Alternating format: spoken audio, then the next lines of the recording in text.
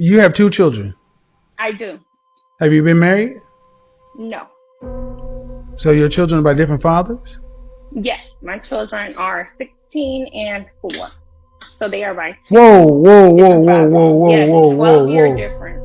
I gotta ask the elephant in the room. Go ahead. If you say marriage is nothing you've ever been interested in, then why are you a mother twice? That's a very good question. This is a New York Post Dear Abby letter as of today. I want a real relationship, but guys only want one thing. Dear Abby, I'm a 32-year-old woman. My 20s were spent in a serious long-term relationship. It was a lot of firsts for me. After we split, I took a couple of years to sow my wild oats and find out who I am as an individual. I'm now looking for something more than friends with benefits. However, the last few men I've met and gone on dates with, as wholesome as they seemed on dating sites, which have been my main source of meeting men, were really just looking for hookups. I want to find a life partner. I have been chatting with a potential great guy I met online and we have a date scheduled, but I'm nervous that when we meet that he'll expect more than a date. I'm over that. Like I said, I want an actual relationship. Can you give me some advice on what to do and say or not on a first or second date to help move it in the right direction without scaring the guy away? Proceeding with caution. I want to contrast the Dear Abby letter with this particular TikTok. It has music, so I won't play the music. But she's a single mother, as they call it here, but really she's a divorcee with 2 children. And she's going to explain her situation. So after getting divorced, she's saying the amount of money I receive, and you can see what she looks like. Every month she gets Kyoikuhi or assistance money of about 4 mon, which is approximately $290. And she has 2 children, so she gets a little bit extra, and that comes to 53,000 yen, which is about $385 in assistance money she's getting. And she says that if I work more, that money will go down. So I'm guessing this money is coming from the government. And she says it's difficult for her to live her life with that amount of money. And so you can see what she looks like. Now, I introduced her for this one particular reason. Marriage is a priority for her, or is it just a backup plan? One thing that I think is very important to be aware of when you're trying to date someone outside of your culture is how much did she prioritize marriage? Because you can hear in the Dear Abby letter, she just simply didn't do it. If she had prioritized marriage early in her long-term relationship, she would probably have a different outcome instead of what she's at now, as compared to this lady who got married, had 2 children in wedlock, and the marriage didn't work out. So that's one reason why I think men should not necessarily be focused on single mother or not, because that's not as cut and dry as it is in America. America is really far to the left in terms of do what you want to do, enjoy your youth. If you knock out a couple of kids early outside of wedlock, no biggie. There's going to be a guy waiting for you, which is part of the reason why it inspired the thumbnail that I put on this video. But outside of the States, it's a lot different. People prioritize marriage and it goes wrong. They try to get married and they just can't find anybody.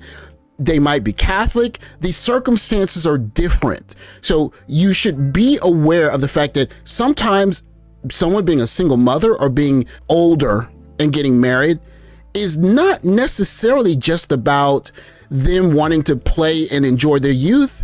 There might actually be other factors, like they just couldn't find anybody, or they just had a relationship they thought was going to work out. It didn't work out and they got stuck. And that is a situation where if you're smart and you cannot judge a book by its cover, you can find some real value. Mileage versus mistake. So this is another TikTok of a single mother. But in this case, I want you to pay attention to 1 or 2 things. Do you see any tattoos? Do you see any bright colored hair? This is a 20-some-odd-year-old. She's very young. Do you see anything that stands out as something that maybe she looks like a party girl or not? She might be, But I'm asking, do you see any symbols of something that might make her stand out and say, oh, she was out partying and she's just a wild chick? Because if you don't see that, I'm not saying it's 100% true or not. What I am saying is that it's very possible that someone can make a mistake, and that mistake may have put her in a position to where she just didn't want to do what it took to get rid of a child. And she might have been with someone she thought she's going to be with. The person didn't commit, and she decided to keep the child. That said, I'm making all of these points for one simple reason. Do you understand the culture? So this is another video of another single mother, and I'm showing single mothers to make one particular point. If you understand the culture, you understand how the country works, you can understand what happens when certain people get in certain situations. So there are a lot of situations where people can end up single mothers here, and it could be from people passing early, it could be from things that happen in a marriage where traditionally in the West, you get divorced and you get a bunch of money, but they don't do that everywhere. Or it could just be the person left, whatever myriad of options. That said, if you understand the culture, you can understand what gets that person in that kind of situation, and you can see that situation and say, maybe I found a diamond in the rough. All I have to do is help this person build a better life, and this person will give me the best that they've got. Now, I'm not saying that you should find someone that's a single mother. That's my point. My point is you should look for people who don't have a lot of mileage, don't have a lot of emotional baggage. And sometimes if you not only find someone who doesn't have a lot of emotional baggage, but also they're in a very difficult spot, and you could be someone that could be the person to not only rescue them from that spot, but change their life, you will be surprised at what kind of, and I hate to say bargain, but bargain that you can get if you find someone who you fundamentally change their life because they know that they're in a no-win situation in their country, and you see value in that person. Has she always valued marriage? The reason why I'm asking that question is because it's very simple. If you meet someone who valued marriage and they made a mistake, that is very different from meeting someone who has 0 kids and quote unquote took a couple of years to sow their wild oats. This is what I'm talking about in terms of judging a book by its cover. If you are trying to be with someone who maybe they went overseas and they sowed their wild oats, they went and partied, or better yet, take a look at our friendship group. Do they have tattoos? Do they go out and party? Or do they sit down at coffee shops and talk about how they want to go on family trips or how they want to take their kids on play dates together? These are the kinds of things that you can look at and see if you're dealing with someone who wants to be married because they value marriage, or they want to be married because they want some adventure and some excitement. That said, another thing you really should consider is, what is her financial benefit for leaving versus staying?